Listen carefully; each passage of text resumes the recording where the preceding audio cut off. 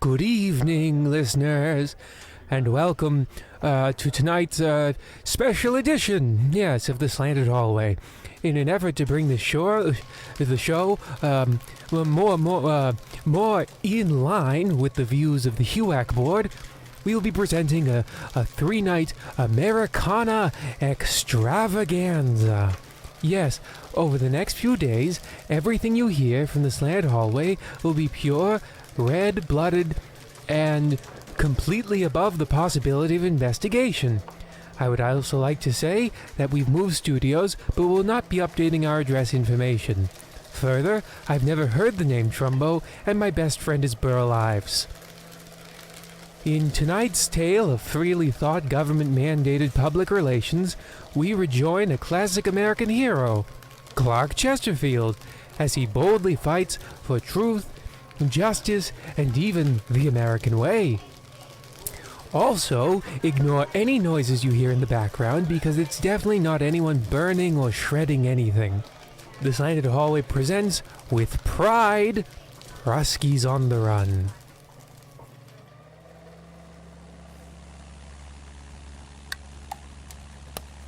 Wie lang noch bis wir in Dresden sind?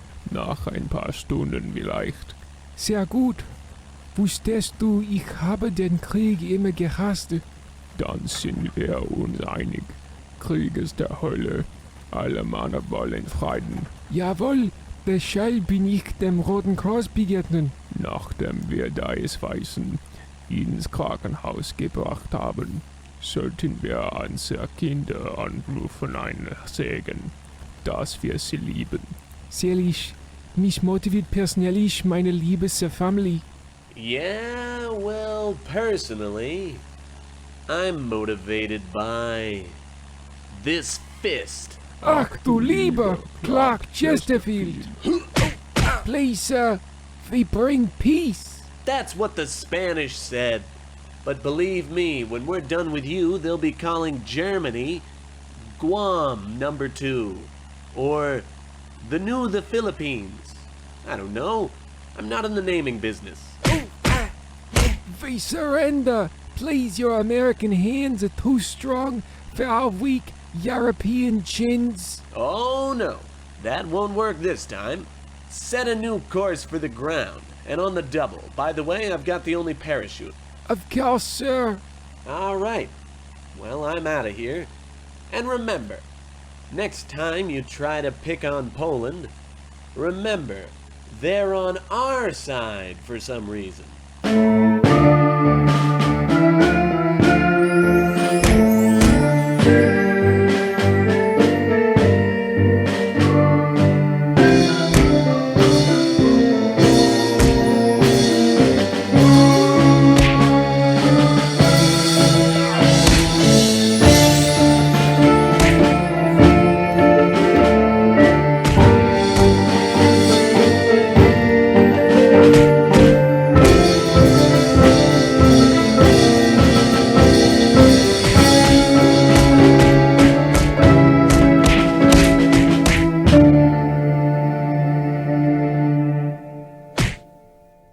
Well, Clark, you did it again. Officer Practice, believe me.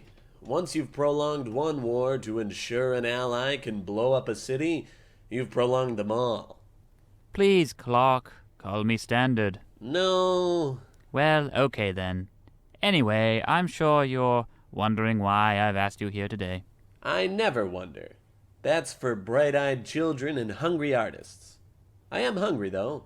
I assume you've provided my standard meal? Of course, sir. Ham steak on rye with all the fixins. I'm seeing mayo on the side, but where's the Thousand Island? Right here, drizzled over this bowl of pickled pepperoncini. Never change, Standard. Never change. Now, Clark, this is a grave matter we are about to discuss. Your next mission is vital to our national security. I hope you're ready. I've got a fist covered in kraut blood and a belly full of sauerkraut. I could never be more ready. Clark, this is serious. I know that. And over there is Cassiopeia. But why did you bring me to the star map room? Well, Clark, look at the moon. Waning gibbous. Well, it's not good for the wheat crop, but that's out of my control. For now. It's not the phase we're worried about, Clark. Look where it is. My God! It's entering the 7th house. And look, Clark, Jupiter is aligned with Mars. I think you know what this means. Well, these omens suggest that soon peace will guide the planets. And what's worse, love will steer the stars. No, it can't be. I'm afraid it is, Clark. It's the dawning of the age of Aquarius. No. It can't be. Long-haired teens will be burning their draft cards. They'll do strange, erotic things with their hands and gain power over police horses. Worst of all, young besuited finance majors will be torn between commune life and blonde women on horseback. It involves a lot of horses for some reason. I'm afraid it will affect more than just the horses, Clark. With the end of the Second World War, I'm afraid to say that there's almost nothing for the American military to do. But what of the French in Vietnam? Or the French in Algeria? Or the French in the Suez? My God, those fools will lose half the world without our help. I know, but they've declined our military aid. Did they find a way to thaw out Napoleon? Indeed they did. But he had a stroke when they told him there were 2 Germanys now. And then he hung himself when he heard there were 4 Austrias. And then he just jumped out a window for dramatic effect. Well, he was French. Corsican, but that's no matter. The point is, Clark, we need some conflict somewhere, or I'm afraid you and I are out of a job. No Chesterfield has been unemployed since my dad, so long as you don't count my brother. And we're going to keep it that way. Now, the Soviets were our allies, but we thought we should shake up some things a bit. Got it. Invade Canada and steal Sir John A. Macdonald's skull. A perfect plan. We were thinking something a little further away. Something to keep everyone scared while also ensuring they still buy fancy sports cars. Where then? Eastern Europe is already blown to bits. Africa and the Middle East are chock full of colonies. We could invade South America, but everyone's got mambo fever, and that won't go good in the papers. Have a look at this. Well, that's just a bunch of gobbledygook. Turn it upside down. Oh, well, that's just a bunch of gobbledygook. Korea. What's Korea? It's a new country born from the embers of the Japanese Empire. We're calling it Korea. Korea, eh? Certainly sounds foreign. And for that reason, scary to the common man. Your mission, if you choose to accept it, enter Soviet-occupied Korea and get the Reds to march south. Of course I accept. A quick in-and-out war to show the world we've still got it. We give them freedom, they'll give us a new way of barbecuing. It's perfect. Godspeed, Clark. We're all depending on you.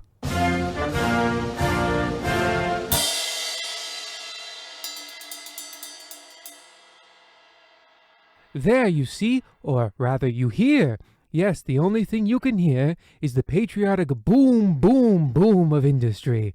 Now, I would like to take a moment to clarify some statements I made during the war. I believe then, as I believe now, the U.S. was always going to win. Always. And I am completely willing to give up any member of this staff who says otherwise, because they're definitely spies. All right, with that out of the way, I'm going to dump some trash in our neighbor's dumpster for no reason. We rejoin that hero wherever we left him, or possibly in a different place.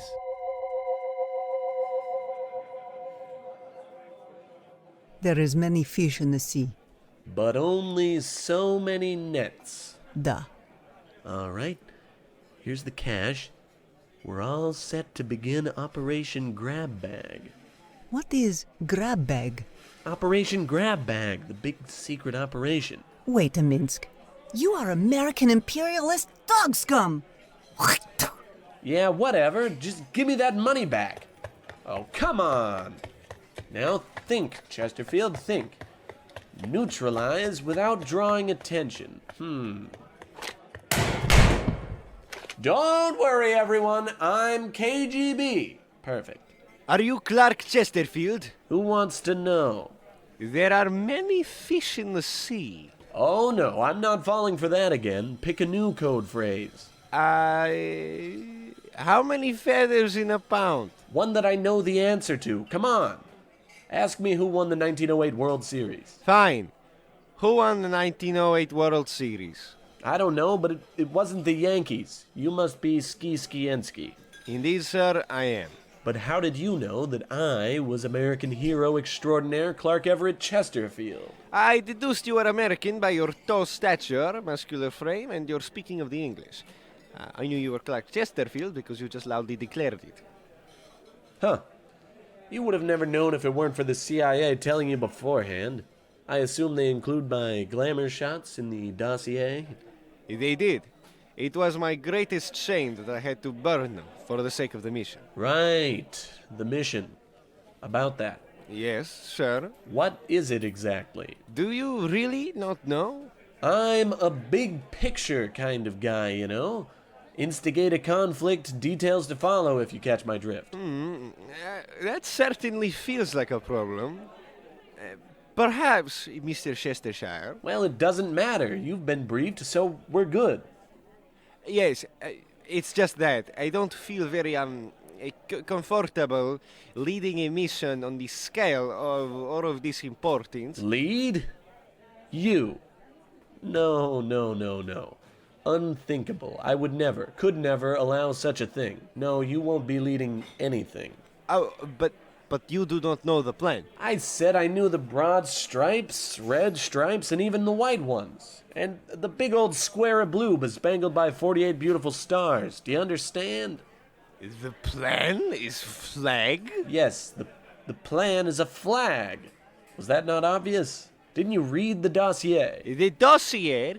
Yes, the dossier. The American dossier. Yes, of course.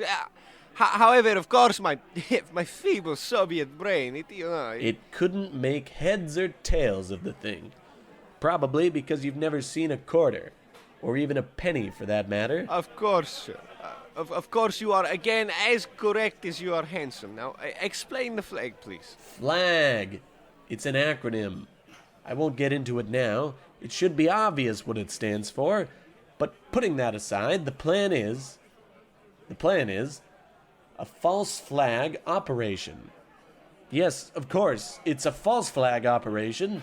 There, I've said it twice, so now I can't be making it up. Oh, yes! That is exactly what is! In my Eastern European foolishness, I must have not understood. Yeah, so wherever that fake flag is, just hand it to me and I'll run it up one of these poles. Oh, you are of course making joke. No joke. That was a test. A test of your military knowledge. The second part of the test is you describing in minute detail how a false flag operation would work. Well, fairly simply, we would disguise our forces so that our enemy thinks we are one of them. Or that a third party believes we are our enemy, causing them to retaliate against our foe. Oh, a Hannikin. Named for the distinguished sergeant, H.H. Hannikin. A brave American hero. He disguised himself as an officer of the Haitian Provisional Government and skillfully assassinated its leader. Say, do you think they'll give me a Medal of Honor too if we pull this off? But of course. How could they not, sir? Well, then the stakes are even higher than they previously were. My own personal glory is at risk. Now, how best to do it? Something big, something American. But not so American that anyone would suspect us. Perhaps there are quieter places to discuss this? Oh, what, like a library? Quit it with the jokes, Ski. I'm trying to think. Perhaps impersonate a diplomat, causing a minor incident, one that would, in time... I've got it. We're going to blow up a bridge. What?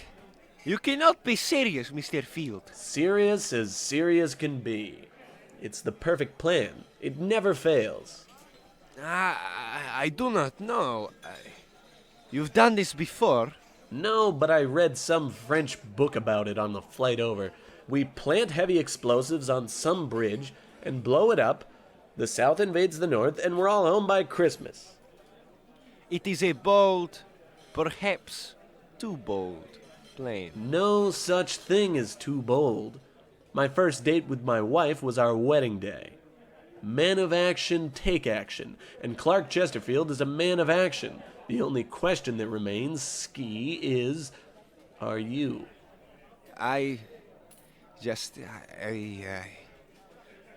People could die. Well, communists could, sure, but that's what war is like. Wait a minute. You don't have communist sympathies, do you? What? Of course not. Never. A ridiculous idea. I hate them. Hate. Nothing I feel more for them than pure hate. Yeah? Is it clear or what? Because I can keep going about how much I hate them. I do. Then there's no problem. There is but one. Where are we going to get explosives? It could take weeks to order them and have them covertly flown here. Oh, Ski, you simple swarthy ape. It's a false flag. We need people to think that the North Koreans did it. So? So, we'll just buy them here. North Korean explosives found at the site of a deadly explosion. That's your headline right there, bud. Leave it to the government nerds to turn that into a war. I'm still not sure. Don't worry, I'm sure enough for both of us. You could power a rocket off my confidence right now. Now, let's kill everyone in this bar and find the nearest firework factory.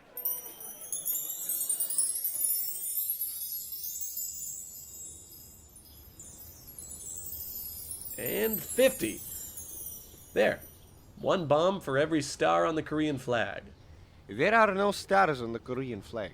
Oh, there will be. Don't you worry. Hopefully they don't pull the whole Liberia thing. Only Texas can pull off one big star. Well, I suppose if there are stars, they'll be red. Not usually. Geez, what, have you never looked up at the night sky before? Stars are white, like teeth and picket fences. Now, what was I talking about? Oh yeah, so in hockey, icing is when...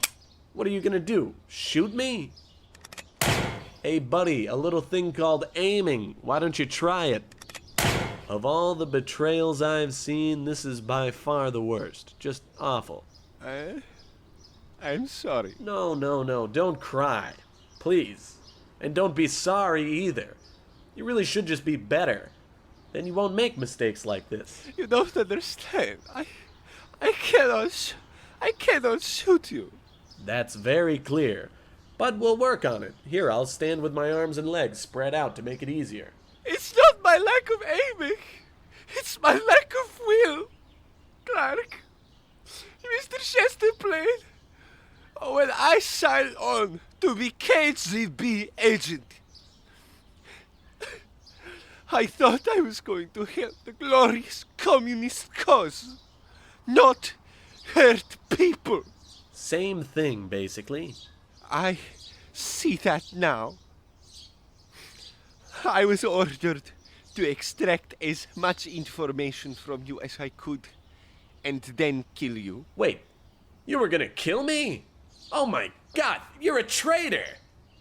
Why, this whole thing has been some kind of doubled cross. Of course! Why did you think I was shooting at you? I thought it was some kind of strange Latvian friendship dance. I figured that's why it was so girly. No! It was my attempt at assassination. Well, no one can assassinate Clark Chesterfield, do you understand? If I had the power to arrest you, you'd be under arrest, but I don't. So, I guess I'll just have to kill you.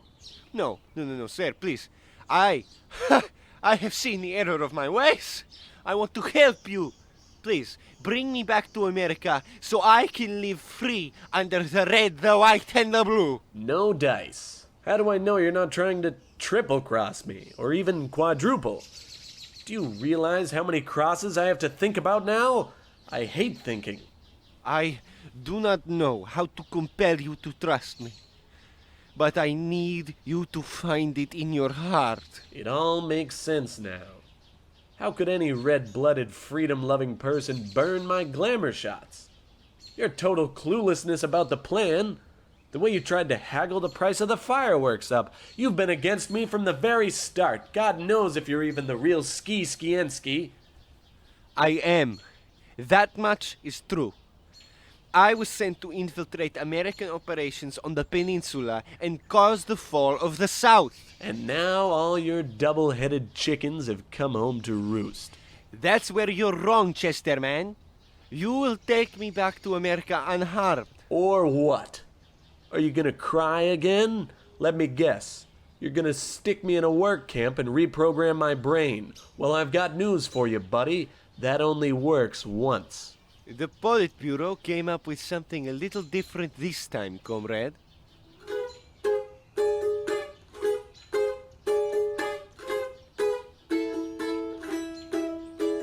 Ah! What kind of foul demonry?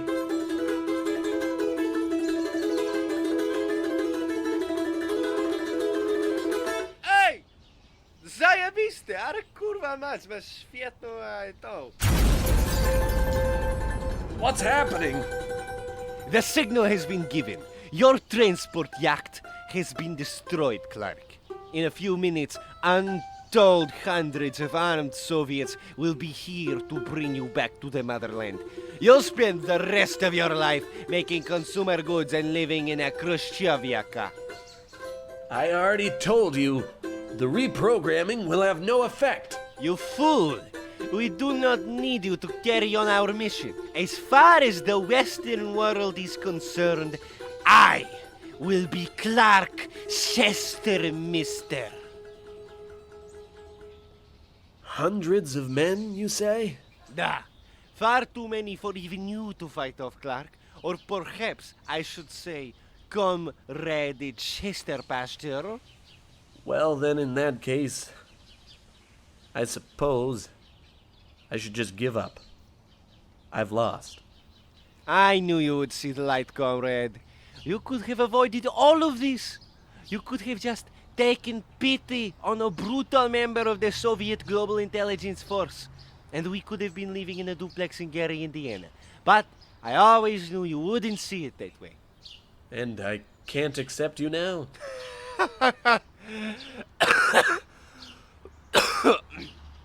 Foolish American. You had your chance. You could have avoided all of this. Your transport has been destroyed. You're out of options. Well then, fine. Treat my wife the way I would have. I don't know where she is, but I assume I left her for a reason. Of course. You will be assigned a new spouse once you're back in Moscow. And now, Ski, there's just one last thing. Go on. The communists are still north of the river. Ah, the bridge! The bridge!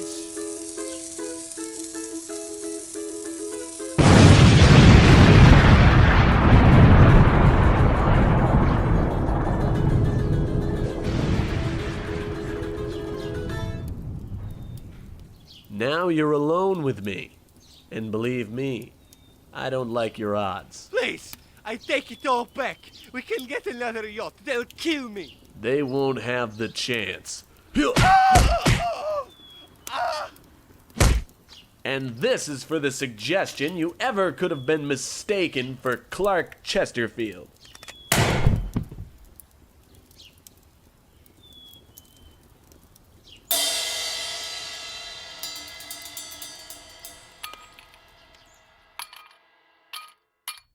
Good show, Clark. The bridge idea was perfect. South Korean troops have already captured Haeju and are on track to overrun the North in just a few weeks. Home by Christmas. I assume the Marines will be lending a hand? Even better. Your act of terrorism was so extreme you've motivated not just the U.S. and its allies, but the whole United Nations. You don't say. I do say. We've got everything. American soldiers, British ships, Swiss money, Italian doctors, and Scottish food. It'll be the first war in years we won't have to ask for volunteers. Well, Officer Practice, it looks like we challenged fate and won. Indeed. Spirituality itself is no match for American might. Do you think I'll be getting a Medal of Honor out of it? I don't like to get ahead of myself, Clark, but I wouldn't be surprised. What I know for certain is with work like this, you'll be going on another thrilling adventure. Perhaps even sooner than you think.